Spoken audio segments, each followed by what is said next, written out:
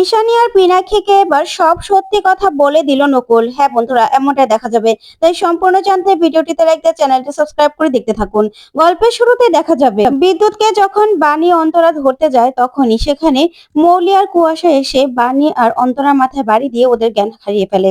তারপরে দেখা যাবে মৌলি বলে, ইস, ও তো দেখছি শিকার ধরতে এসে নিজেই শিকার হয়ে গেল। কি হবে বাণী এবার?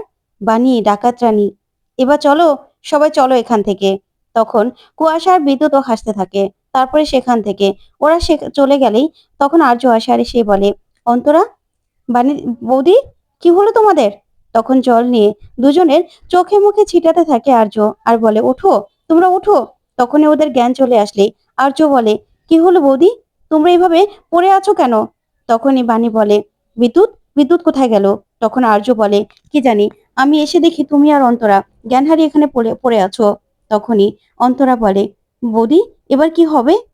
এ তো দেখছি ওরা পালিয়ে গেছে, এবার ওদেরকে কি করে ধরবো?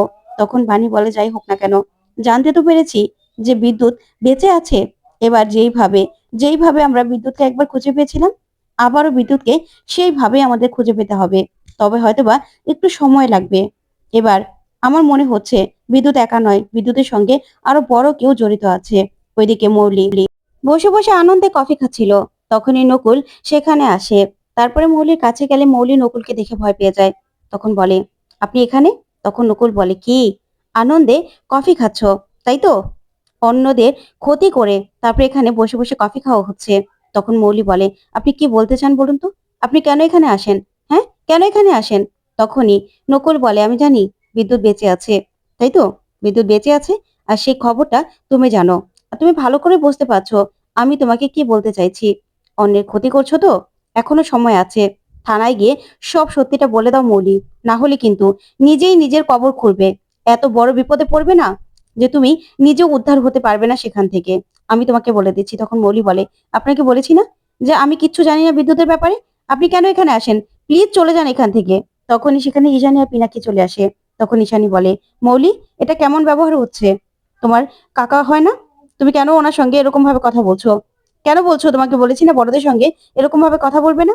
তখন ঈশানী নকুলকে বলে, দাদা, আপনি এখানে? তারপরে পিনাকি বলে, দাদা, ওর কথা কিছু মনে করবেন না। তখন নকুল বলে, না না, ও তো, ওর কথা কি মনে করব, আমার মেয়ের সঙ্গে এমনি কথা বলছিলাম।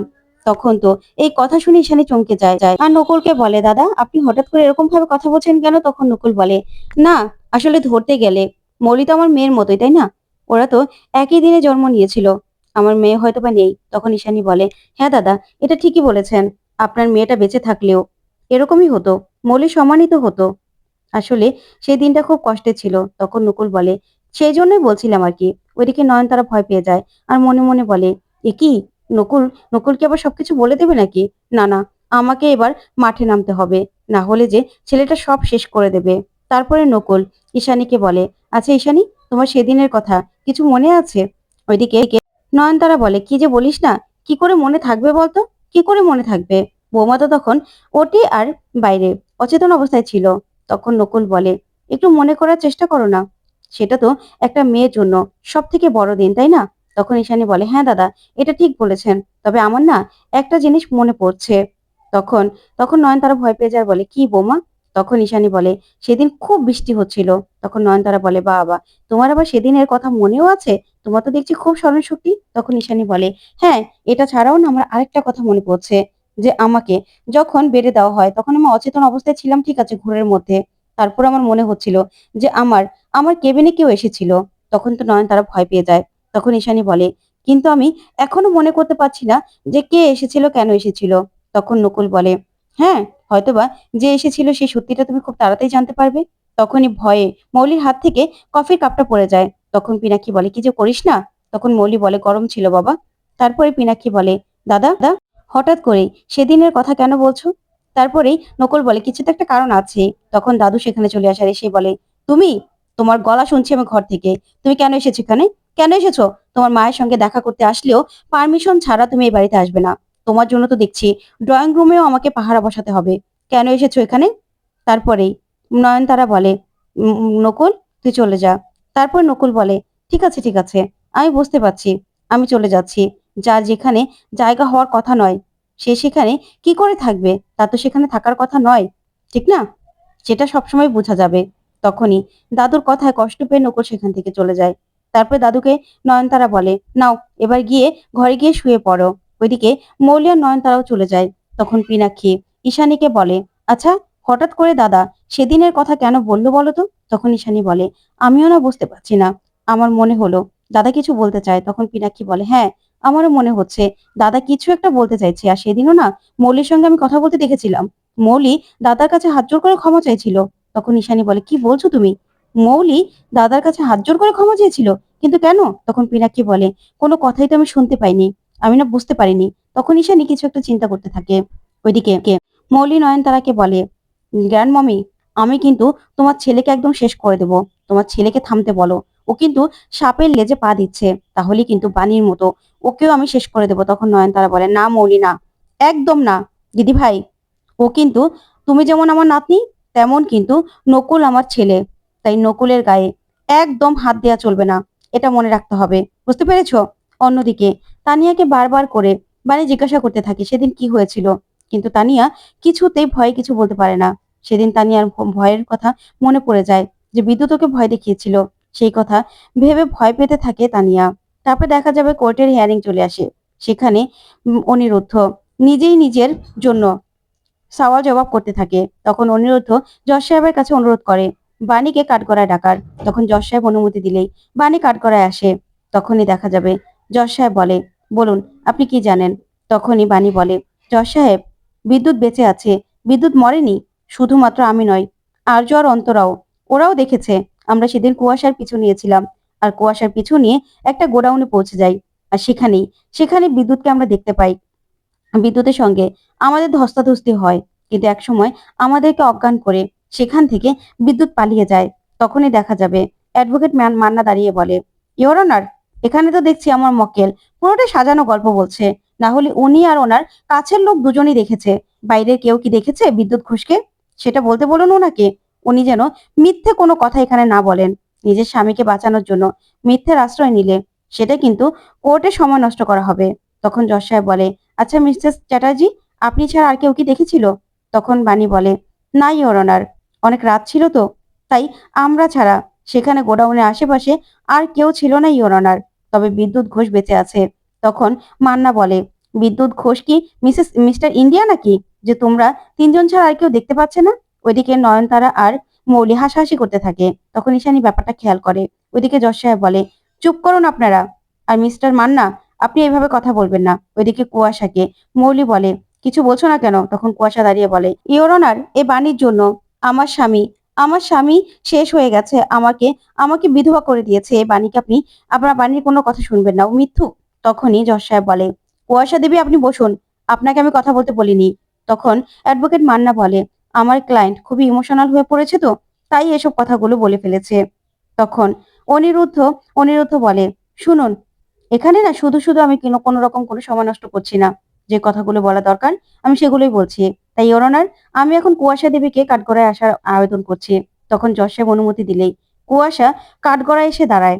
তখনই অনিরুদ্ধ কুয়াশাকে বলে, আচ্ছা কুয়াশা দেবী, আপনার স্বামীকে আপনি খুঁজে পাচ্ছেন না, আপনার স্বামী মারা গেছে, আমি আপনার কষ্টটা বুঝতে পারছি, কিন্তু আপনি তো দেখছি মুখে পাউডার দিতে ভোলেননি। তখন কুয়াশা বলে, পাউডার?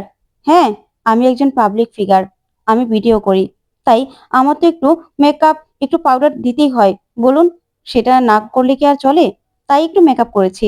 তখন অনিরুদ্ধ বলে, হ্যাঁ তাই তো, আপনি মেকআপ করবেন, আপনাকে খুব সুন্দর লাগছে, আপনি সুন্দর করে সাজুগুজু করে এসেছেন, আপনি সুন্দর একটা শাড়ি পরেছেন, আপনাকে কিন্তু ভালোই লাগছে, আমি কিন্তু বলছি না যে আপনাকে ভালো লাগছে না। ওদিকে নয়নতারার মৌলি এই কথা শুনে চমকে যায়।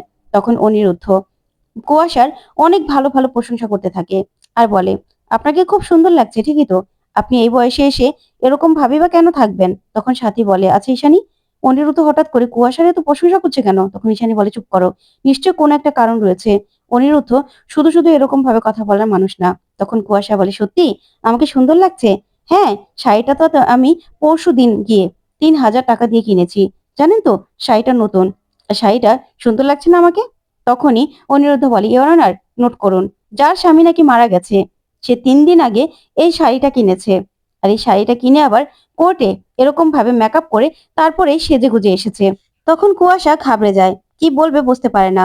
ওইদিকে বানিও তাকিয়ে থাকে। তখন মৌলি বলে, এই মেয়েটা এত বকর বকর করে না, ওর জন্যই না আমরা ডুববো।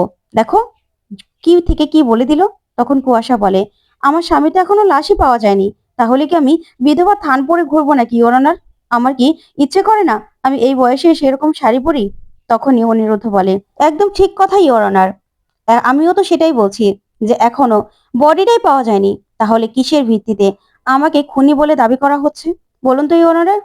যেখানে এখনো বডি পাওয়া যায়নি, কুয়াশা দেবী এখনো মনে করছে ওনার স্বামী বেঁচে আছে, তাহলে সেখানে আমাকে কেন ফাঁসানো হচ্ছে?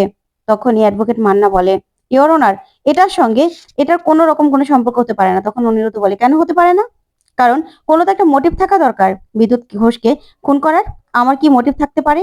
আমার তো কোনো মোটিভ নেই, তাহলে আমি বিদ্যুৎ ঘোষকে কেন খুন করতে যাব? আর তাছাড়া বিদ্যুৎ ঘোষের বডিটাই কোথায়?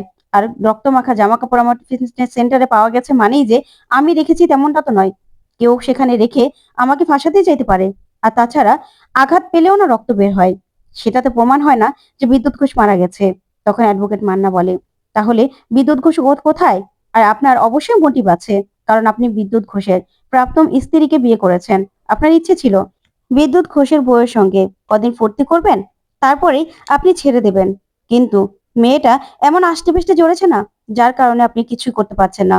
সেজন্যই আবার চলে এসেছে বিদ্যুৎ ঘোষ আপনার জীবনে। এখন তো আপনি কিছুতে ওদেরকে ছাড়তে পারছেন না, সেই জন্য আপনি বিদ্যুৎ ঘোষকে আপনার জীবন থেকে সরিয়ে দিতে চাইছেন। কারণ আপনার তো বিদ্যুৎ ঘোষের স্ত্রীর সঙ্গে ফুর্তি করা শেষ, তাই না? তখনই বাণী রেগে যায় আর বলে, আপনি খবরদার এরকম নোংরা কথা একদম বলবেন না। আপনাকে এত বড় সাহস দিয়েছে কে? আপনি এরকম ভাবে কথা বলছেন? তখন জজ সাহেব বাণীকে বারণ করে। তো বন্ধুরা, কেমন লাগলো আজকের আপডেট? কমেন্ট করে জানাও। ধন্যবাদ।